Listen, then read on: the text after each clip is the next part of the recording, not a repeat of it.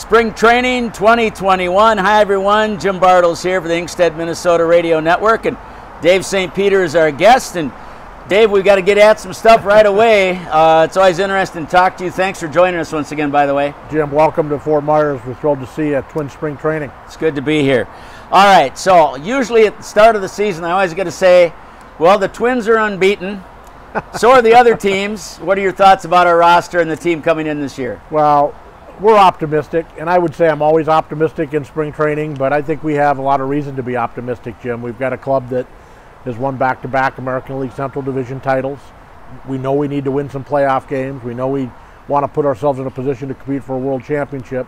We think we have a club that can do that. We've had a active offseason, albeit it was late in the offseason.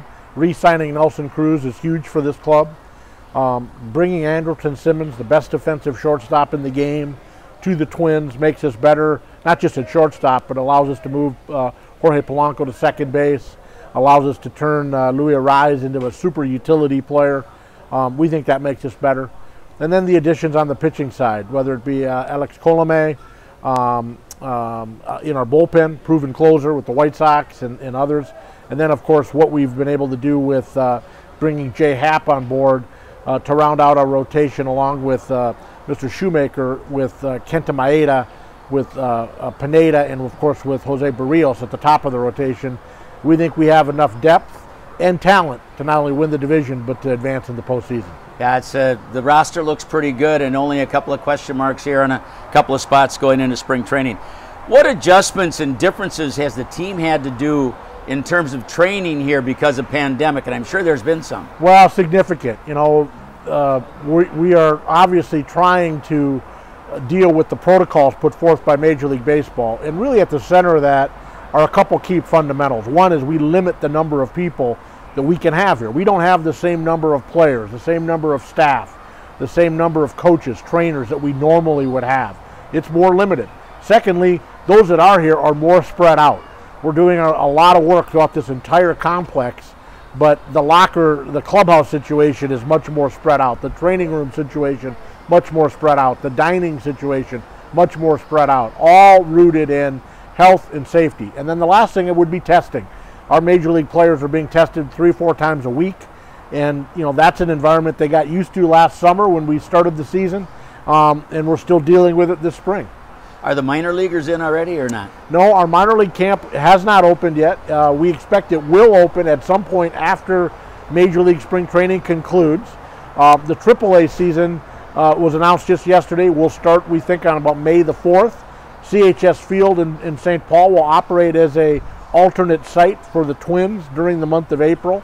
And then we expect the balance of the minor leagues to hopefully start right around that same time in early May. So Wichita, Fort Myers, and Cedar Rapids right around that same time frame. Tough question. You know, we're all looking. This should be a playoff team. We know that. Dave, you get tired of hearing about this, but 18 straight losses in the playoffs. Are we going to snap that this year? Yeah, you know, obviously I'm probably one of the only people in the Twins organization that's lived all 18 of those, because it spans a couple different eras of Twins baseball. Look, you know, it's the reality. I can't change it, but you know, you have to put yourself in a position to play 18 playoff games, and you know we have accomplished some things. You know, advancing to the postseason in baseball is still harder than all the other sports. I like our chances. You know, our club, I believe, has the talent to not just win a division, not just win a playoff game, but to win playoff series. Until we do it, you know, people are going to be poking at that. So the best way for us to attack that is to, one, get back there, and two, just win a ball game. All you got to do is win one, and I can be honest with you, I think people look at this a lot differently. One more question before we take a break on this, our first segment. Falvey and Levine, I think everyone feels they're doing a great job. Along with the roster, are there any other adjustments that they're making in the offseason and how this team is operating from their end of it? Well, I think Derek and Thad, since they've gotten to Minnesota, have demonstrated a desire and a belief that we continuously need to get better. So a lot of people see what happens with our major league team, but what they don't see behind the scenes is what's happening in the front office with the development of our people, or how we're maybe making some adjustments to our scouting system, or the way we're thinking about